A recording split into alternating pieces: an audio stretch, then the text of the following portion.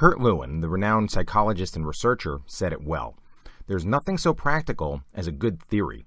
Well, how about 10 good theories? To improve your ability to lead, here are 10 of the best-known leadership theories in 5 minutes. First are what was originally called the great man theory.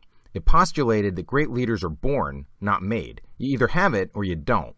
And then it tried to identify the set of attributes that all of these natural-born leaders have in common. While it's now become clear that leadership is actually learnable, there's indeed truth to the notion that some people inherently have more leadership gifts than others. So this was a good start.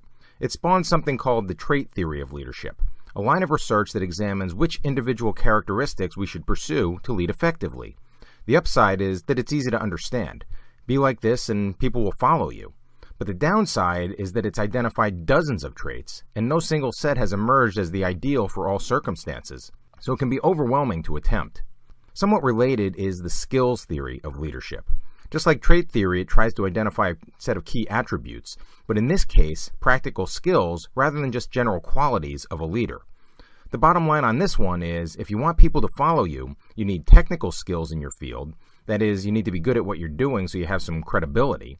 You need people skills like persuasion and diplomacy and affability, and you need conceptual skills, the ability to see the big picture and to think strategically.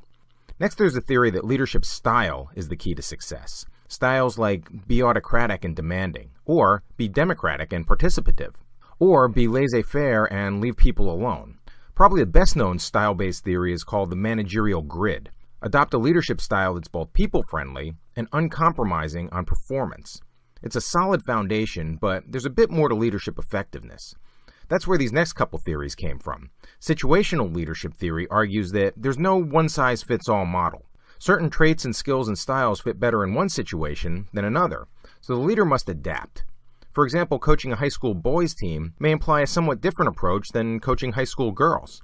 Same objectives and standards perhaps, but to get great results might require more of a disciplinarian for the boys, but a highly relational coach for the girls. A closely connected idea is called the contingency theory of leadership.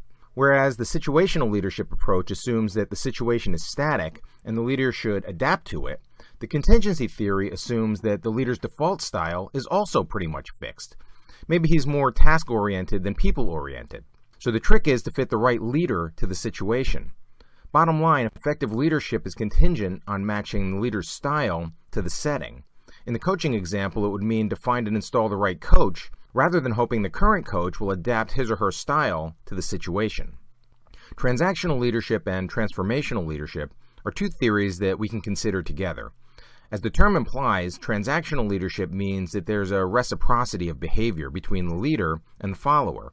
People will follow based on the incentives in place. So the leader's job is to find the right mix of rewards and punishments, and then closely monitor what's going on. The theory of transformational leadership, by contrast, says that leaders gain buy-in and commitment not so much from the quid pro quo approach as they do from encouraging their followers, caring for them, inspiring them toward a vision. In short, they get results by proactively transforming the environment and the relationships, cultivating followership, rather than paying for it or punishing non-compliance like the transactional leader does. Leader-member exchange theory is a bit like transactional theory because it suggests that leadership is basically about a fair exchange between the leader and the led. But it goes further to say that the exchange creates an in-group and an out-group with respect to the leader. And that, in turn, affects people's performance and willingness to stick around. In a way, it's just like being back in high school. There was the in crowd, and then there were the rest of us, and that can have some dysfunctional consequences. So the theory suggests that leaders may want to address their tendency to alienate people. And then there's servant leadership theory, which is kind of a blend between transformational and transactional leadership. Boiled down to its essentials, it says that if a leader makes a priority of identifying and meeting followers' needs, serving rather than being served, that leader creates an environment of trust and cooperation and reciprocal service, and ultimately, higher performance. It's been popularized in recent decades by many researchers, but it goes back a lot further than that. Much of Jesus' influence, for example, was and still is a result of compassion and service and sacrifice. People follow out of love and gratitude rather than out of compulsion or fear. Alright, that's 10 of the major theories in leadership, and there are important truths in each. The better you know them, the better you're likely to lead.